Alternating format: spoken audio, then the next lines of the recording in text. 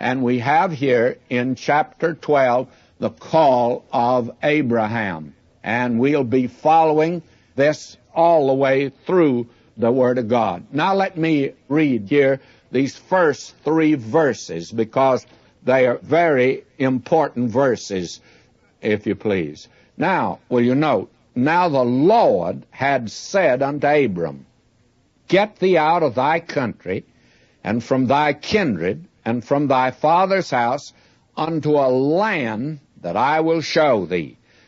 Now that's number 1 of the things God promised to Abraham. He promised him 3 things, and this is the hub of the Bible.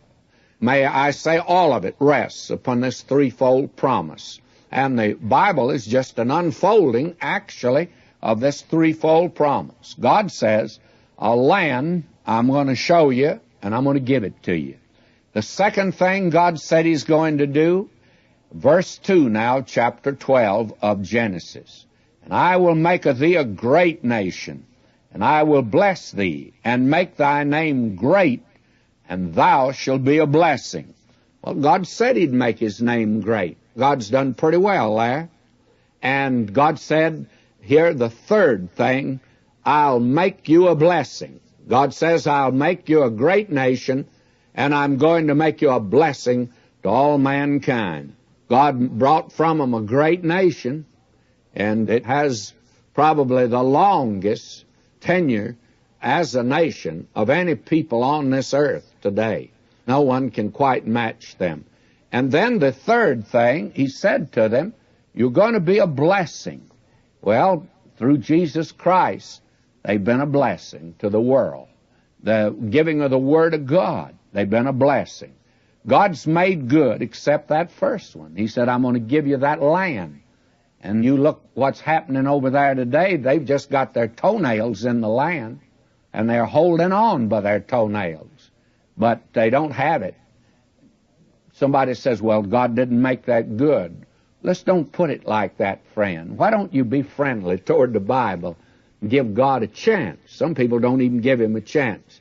Now look at it like this. 4,000 years ago, God said to Abraham, 3 things I'm going to do for you.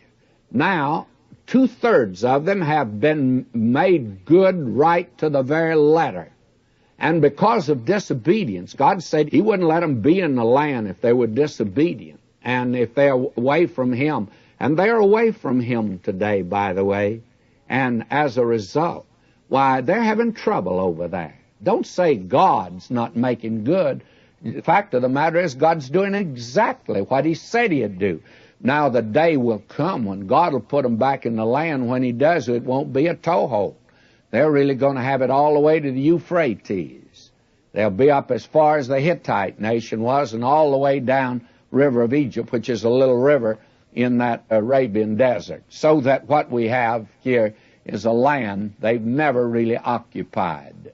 At the very zenith of their power, they occupied 30,000 square miles. But that's not what God gave them. He gave them 300,000 square miles. They got a long ways to go, but they'll have to take it on God's terms in God's appointed time, and the United Nations can't do anything about it, and the United States and Russia won't be able to settle the problem. You know, it's very comfortable today where I sit. I've come to the position that God's running things, friends, and it's just nice to sit here and not be scared by the headlines in the paper, and not to be disturbed by what's going on in the world. He's in control, and He's going